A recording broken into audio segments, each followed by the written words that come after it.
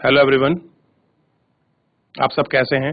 मैं उम्मीद करता हूं कि बहुत अच्छे होंगे और अपनी पढ़ाई को बहुत अच्छे से कर रहे होंगे। मैं Akash Kumar Bhadana ICT virtual classroom में आपका बहुत बहुत स्वागत करता हूं मेरे प्यारे बच्चों। और आपको जैसा पता है कि हमारी 10th क्लास है बच्चों, और 10th क्लास में हम लोग देख रहे हैं आपका जल संसाधन। देखिए, सबसे पहले आपको मैं बता दूं कि हम लोग अपने चैप्टर को अब प्रारंभ कर चुके हैं और एक लेक्चर इसी में अभी तक हमारा हो चुका है। और आज जो हम लोग आपका देखने वाले हैं, इस चैप्टर से हम लोग आगे कंटिन्यू बढ़ेंगे और कोशिश करेंगे कि जल संसाधन हमारे लिए क्यों आपका महत्वपूर्ण है, क्या इसकी इम्पोर्टेंस है हमारे लिए। इन सभी चीज़ों पर हम लोग, इन आपकी बातों पर हम लोग आपका ध्यान देंगे और सारी चीज़ों को हम लोग इनकी देखेंगे कि हमारे लिए क्यों आपका महत्वपूर्ण है, और हम लोग आपका बात करेंगे इसी टॉपिक पर। ठीक है बच्चों? और जल संसाधन में जल का आपका संरक्षण करने के लिए हम किस प्रकार की अपनी चीजें कर रहे हैं, कौन कौन सी सरकार हमारी आपका नीतियां बना रही है, इन सब विषय पे हम लोग बात करेंगे। तो अगर आप लोग रेडी हैं तो हम चलते हैं सीधा डिजिटल बोर्ड की तरफ। देखिए बच्चों, सबसे पहले इमेज देखिए। हीराकुंड बांध की जो इमेज है ये आपको दिखाई दे, ठीक है? इस जो इमेज को आपको ध्यान रखना है और इस इमेज को आपको देखना था। अब सबसे पहले आपको ध्यान दिवा दें कि हम कहाँ तक अपने लेक्चर को पढ़ चुके हैं, कितना कंप्लीट हम लोग आपका कर चुके हैं। पहला है जल संसाधन। इसको देखिए, आप किसको कहेंगे कि जल संसाधन क्या है, यह आपको ध्यान देना है, ठीक? और जल संसाधन के साथ ही साथ आपको और बहुत सारी चीज़ों के विषय में भी आपको ध्यान रखना है और उन सारी चीज़ों के विषय में बात करना है कि क्या क्या चीज़ें थी, किस प्रकार की रिपोर्टों को हमने पढ़ा, बहुउद्देश्य नदी परियोजना और आपका समन्वित जल संसाधन आपका प्रबंधन किस प्रकार का है और उसका क्या महत्व है। इस महत्व को भी हम लोग आपका समझ रहे थे और इस महत्व को भी हम लोग आपका देख रहे थे मेरे प्यारे बच्चों। अब देखिए, सबसे पहले हम लोग यहाँ से शुरू करते हैं। देखिए, स्वतंत्रता के शुरुआत की गई समन्वित जल संसाधन प्रबंधन उपागम कर पर आधारित बहुउद्देश्य परियोजनाओं को उपनिवेश काल में बनी बाधाओं को पार करते हुए देश को विकसित और समृद्ध करने का रास्ता पर ले गया। कहाँ ले गया? समृद्ध करने वाला जो रास्ता है वो उस पर आपका लेकर चला गया, ठीक? जवाहरलाल नेहरू गर्व से बांधों को आधुनिक भारत का मंदिर कहते थे। ध्यान देना है कि पंडित जवाहरलाल आपका नेहरू ने बांधों को क्या कहा है? आधुनिक भारत का मंदिर कहा है। क्या बोला है? कि आधुनिक भारत का मंदिर कौन है बच्चों? आपका ध्यान देना है, जो बांध है, क्लियर है? ये बांध आपके डैम आधुनिक भारत के मंदिर है।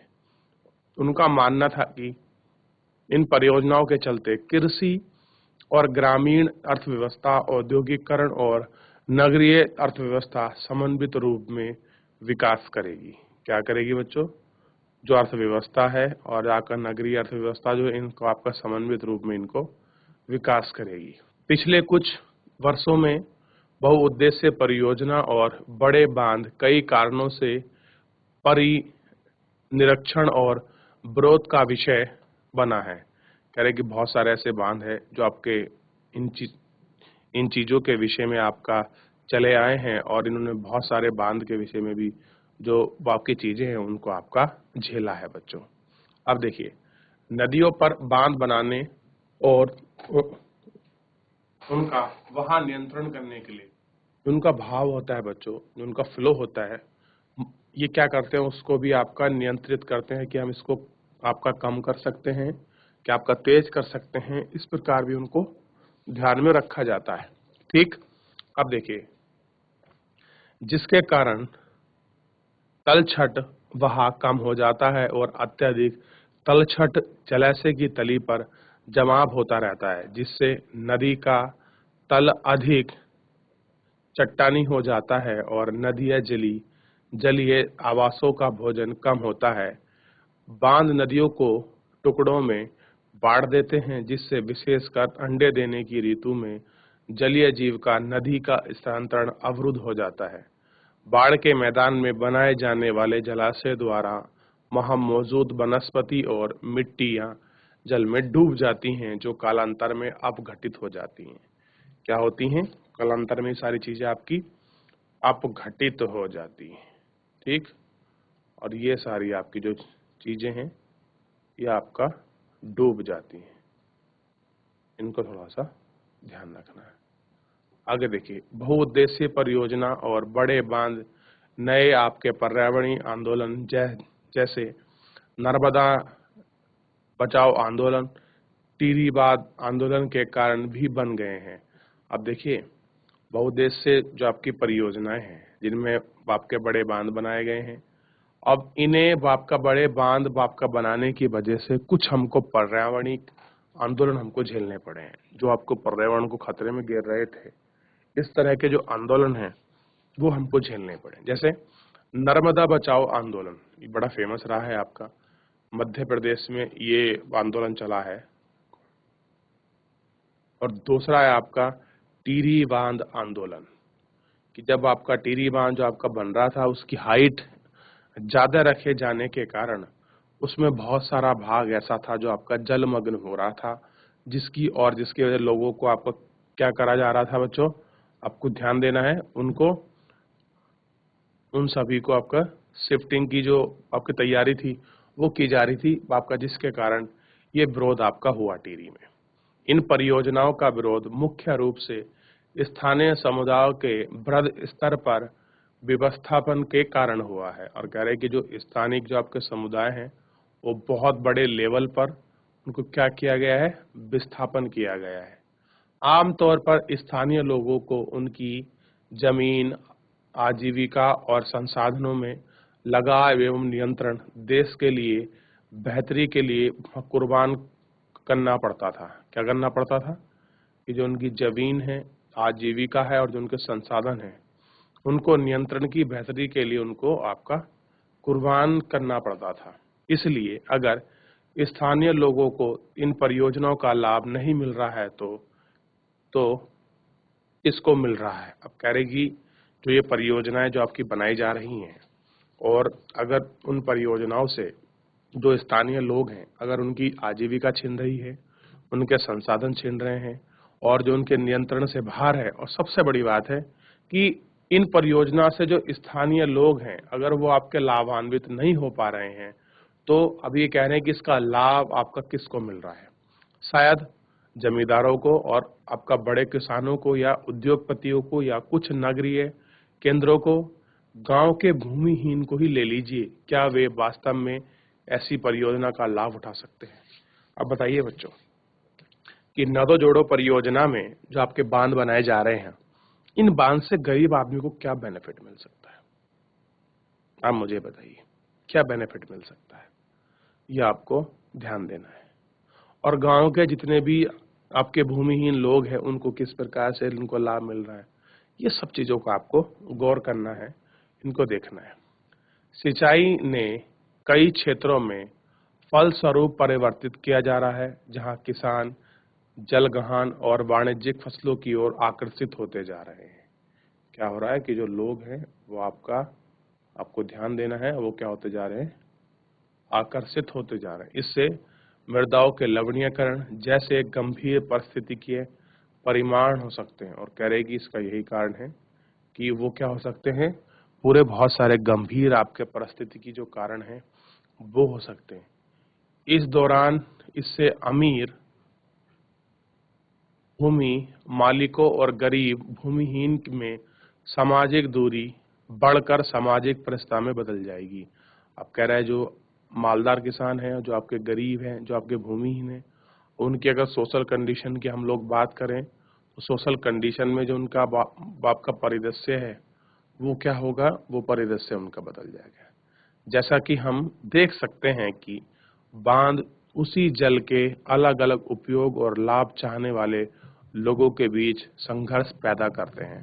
और कह रहे हैं जो आपके यही जो आपके बांध हैं, जो आपके जलीय हैं जिनको हम लोग आपकी बात कर रहे हैं, ये अलग अलग आपका क्या कर रहे हैं कि उन बांधों को आपका संघर्ष करेंगे और लोगों के बीच जो है एक गैप को आपका पैदा करेंगे।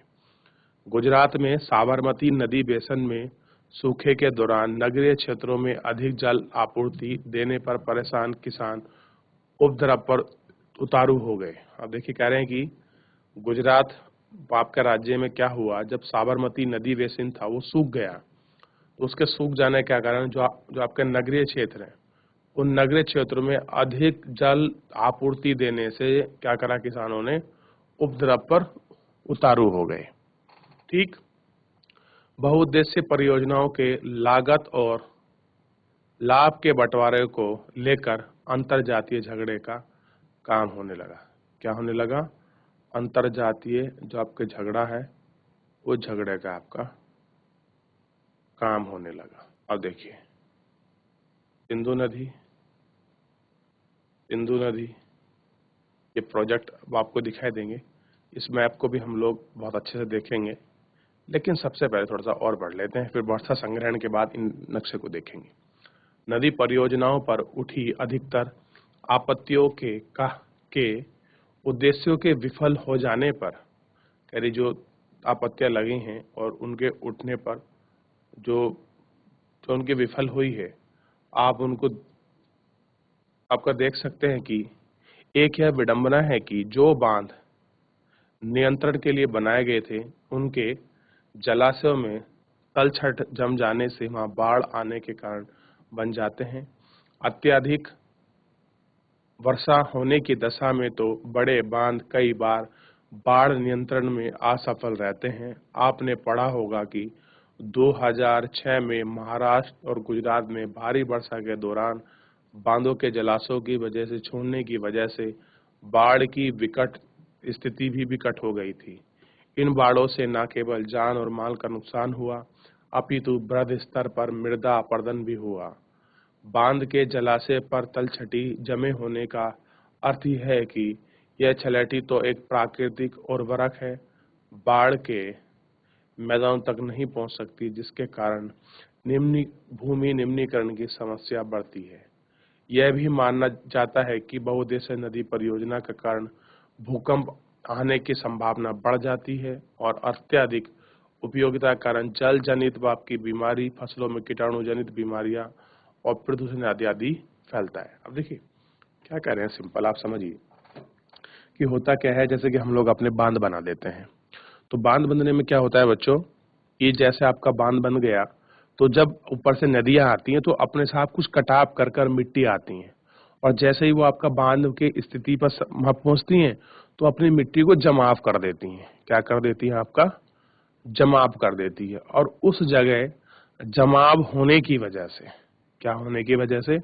मिट्टी का जमाव होने की वजह से बांध का जो स्तर है वो आपका ऊंचा होने लगता है। यानी कि जो नीचे से जब आपकी मिट्टी आपका जमती चली जाएगी तो पानी का लेवल ऊपर की तरफ आपका बढ़ता चला जाएगा, और वर्षा ऋतु के समय में क्या होता है, मिट्टी बहुत आती है, और ऐसे जम जाने के कारण, इस तरह से जम जाने के कारण, और जब वर्षा होती है तो बांध का जो दाब है, जो प्रेशर है मिट्टी और जल का, वो आपका बढ़ जाता है, और बढ़ने के कारण जब प्रेशर बढ़ता है तो इन्हें मजबूरन अपने बांधों के जो फाटक हैं वो जल निकालना पड़ता है। और अचानक जल निकालने की वजह से क्या होता है, कई क्षेत्रों में आपका बाढ़ आ जाती है, और उस बाढ़ से क्या होती है, बहुत सारी समस्या, या आप कह सकते हैं जो विकट समस्या है वो आपकी उत्पन्न हो जाती है, जो एक बहुत गंभीर आपका परिणाम के रूप में हमारे सामने निकल कर आती है, और जो शायद बहुत घातक सिद्ध हो सकती है, क्योंकि जब किसी जगह पर अचानक से कोई चीज जाती है तो उसमें बहुत सारी समस्याएं, बहुत सारी चीजें जो हैं वो आपका दिखाई देती हैं। और इस तरह की चीजें आप लोगों को ध्यान रखनी है कि हाँ, ये चीजें बड़ी आपका कॉमन है और बड़ी ही स्वाभाविक है कि ये चीज बहुत ही आसानी से हो सकती हैं, और ये सब चीजों को विशेष रूप से आपको ध्यान रखने की आवश्यकता है ताकि इस प्रकार की चीजें ना हो। फिर भी बांध हमारे भविष्य के लिए बहुत आवश्यक है कि बांधों के माध्यम से हम अपने पानी को क्या करते हैं बच्चों, आपको प्रिजर्व करते हैं, और उस पानी को प्रिजर्व करके हम लोग उस समय उनका अच्छे से आपका उपयोग कर सकते हैं। जहां पानी आपका नहीं है वहां पानी पहुंचा सकते हैं। हम कृषियों के लिए जो आपका जल है, हम उस जल की आपको उपलब्धता को आपका पूरित कर सकते हैं। और साथ ही में आपको ध्यान देना होगा बच्चों, अगर हम चेक डैम नहीं बनाएंगे तो जो आपकी नदियों का जल है वो आपका समुद्र में आपका प्रवेश कर जाएगा। हमारी कोशिश ये है कि इस जल का जितना भी हो सके हमको अधिक से अधिक उपयोग करना है, इसीलिए ये सारी चीजें, ठीक, और आपको ध्यान रखना है, ठीक है ना। ये सब चीजें आप अगर ध्यान रखते हैं तो इस प्रकार की सारी चीजें नहीं होंगी और आप उनको देख सकते हैं, ठीक है। चलिए ध्यान रखेंगे और बहुत सारी चीजों को। अब देखिए दूसरा हम लोग बात करते हैं इसमें वर्षा जल संग्रहण। क्या बात कर रहे हैं? वर्षा जल संग्रहण। अब देखिए सबसे पहले हम लोग क्या करते हैं, थोड़ा सा भारत के जो प्रमुख बांध हैं उनको हम लोग देख ही लेते हैं। इसमें देखिए, देख लिया, ये रहा टिहरी डैम, ठीक, राणा प्रताप बांध और गांधी सागर बांध, सरदार सरोवर बांध आपका नर्मदा नदी पर है ये वाला, ठीक है, हीराकुंड बांध महानदी पर है, रिहंद बांध या रिसोन रिवर, आपका तिलैया बांध, पचमेत दामोदर पे, मेथान बांध, ठीक, आगे देखिए नागार्जुन तुंगभद्रा नदी, कोयाना आपका बच्चों कृष्णा नदी पर, ठीक, प्रवरा आपका देखिए गोदावरी नदी पर, मेट्टूर कावेरी नदी पर, ये भी नदी पर आपका बना हुआ है, और एक यहाँ भी है आपका पेरियार पर, ठीक है, ब्रह्मपुत्रा पर भी आपका बना हुआ है, ठीक। अगर ध्यान दीजिए यहाँ निकली नरोरा भी यमुना में एक चेक डैम के रूप में काम करता है, कोटा बैराज चंबल नदी पर है, ठीक है, ध्यान देना है। व्यास पे भी आपका बांध है, सतलज नदी पर भी है, रावी पर भी है, थीन आपका चिनाब पर है, झेलम है, इतने सारे बांध बने हैं, और गंडक कोसी पे भी यहाँ एक आपका चेक डैम बनाया है। तो भारत में बहुत सारे बांध हैं जो बने हुए हैं और जो क्या करते हैं, आपका पानी को संरक्षित करते हैं, पानी को प्रिजर्व करते हैं, ठीक। इन चीजों को आपको ध्यान रखना है।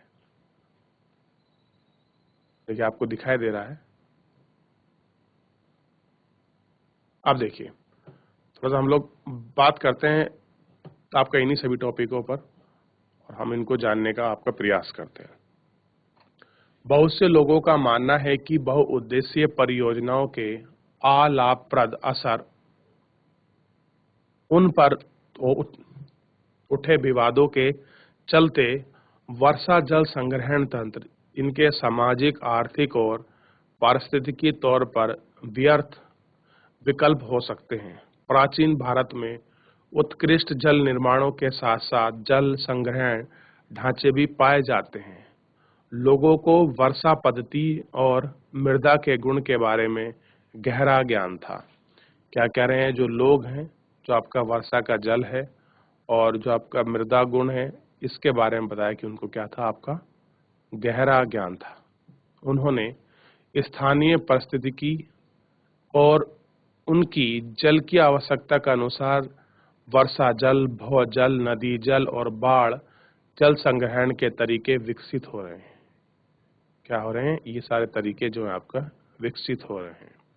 पहाड़ी और पर्वतीय क्षेत्रों ने गुल अथवा कुल पश्चिमी हिमालय जैसी बहिकाएं नदी की धारा का रास्ता बदलकर खेतों में सिंचाई के लिए बनाई जा रही हैं। अब कह रहे कुछ ऐसी बहिकाएं बना जा रही हैं जो आपकी नदी है हिमालयों की, हम उनका रास्ता बदल दें और ताकि खेतों में आपकी सिंचाई आपकी की जा सके, इसलिए हम लोग प्रयास कर रहे हैं बच्चों। पश्चिमी भारत विशेषकर राजस्थान में पीने का जल एकत्रित करने के लिए छत वर्षा जल संग्रहण का तरीका आम था। पश्चिम बंगाल में बाढ़ के मैदान में लोगों को अपनी खेत की सिंचाई के लिए बाढ़ जल बहिका आपके बनाते थे। शुष्क और अर्ध शुष्क क्षेत्रों में खेतों में वर्षा जल एकत्र करने का तरीका गड्ढे में बनाए जाते थे ताकि ताकि मृदा को संचित किया जा सके और संरक्षित जल को खेती के लिए उपयोग में आपका लाया जा सके। ये इनकी प्रयास रहती थी। राजस्थान जिले जैसलमेर और खदीन और अन्य पहाड़ी क्षेत्रों में जो हड़के इसके एग्जाम्पल्स हैं। कह रहे ये क्या है, ऐसे आपके बहुत सारे उदाहरण हैं। राजस्थान के अर्ध शुष्क और शुष्क क्षेत्र विशेषकर बीकानेर, फलोदी और बाड़मेर में लगभग हर घर में पीने का पानी संग्रहित करने के लिए भूमिगत टैंक अथवा टांका हुआ है। इसका आकार एक बड़े कमरे जितना हो सकता है। फलोदी में एक घर में 6.1 मीटर का गहरा, 4.2 मीटर लंबा और 2.4 मीटर चौड़ा एक टैंक था। टांका यह सुविकसित छत वर्षा जल संग्रहण का अभिन्न है। मैं आपको दिखा देता हूं क्या है ये सारी चीज, कैसे इनको वो आपका कर रहे थे। देखिए, सबसे पहले यहाँ देखिए, वर्षा हो रही है, वर्षा के जल को आपका प्रिजर्व कर रहे हैं और ये वर्षा का जल यहाँ आ रहा है और उसको इस जगह पर आपका भर रहे हैं। और दूसरा चिन्ह देखिए, ये आपकी छत है, यहाँ इसमें ये आपका पाइप लगा रखा है इन्होंने और इस पाइप के माध्यम से मैं रेड कलर ले लेता हूँ ताकि आपको दिखाई दे। देखिए, ये हो रहा है वर्षा का जल। इस वर्षा का जल को उन्होंने यहाँ से पाइप के माध्यम से एक गड्ढा खोदा और इस गड्ढे के माध्यम से पानी को यहाँ जमा कर दिया ताकि ये बरसात के समय में जितना पानी हो वर्षा का वो आपका जमा हो जाए और जब हमको पीने की आवश्यकता होगी तब हम इसको यूज कर लें। ठीक। और कह रहे हैं कि बेकार पड़े कुएं के माध्यम से पुनर्भरण, और उसको हम क्या कर रहे हैं, आपका पुनर्चक्रित कर रहे हैं। ठीक, यह आपको ध्यान रखना है। और कह रहे हैं हेड पंप के माध्यम से आपका पुनर्भरण, कि कैसे हम नल का पुनर्भरण आपका कर सकते हैं। तो आपको टैंक अथवा आप यहाँ की लोकल भाषा में टांका भी जो कहते हैं वो किस प्रकार का है आप इसको देख सकते हैं। अब देखिए, पीवीसी पाइप का इस्तेमाल करके छत का वर्षा जल एकत्र किया जा रहा है। रेत या ईंट का प्रयोग जल को छानने में आपका किया जाता है। भूमिगत पाइप के द्वारा जल होज तक ले जाया जाता है जहां से इसके तुरंत उपयोग किया जाता है। और होता क्या है कि इसका क्या करते हैं लोग, तुरंत उपयोग करते हैं। होज के से अतिरिक्त जल कुएं में ले जाए जाते हैं जहां कुआं भूमिगत जल का भरण करता है। और क्या होता है, जहाँ कुआं है उस जल का आपका भरण करता है।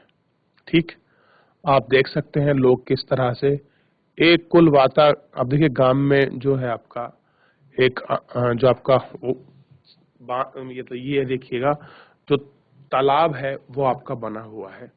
आप उसको बहुत अच्छे से आपका सुचारू रूप से देख सकते हैं।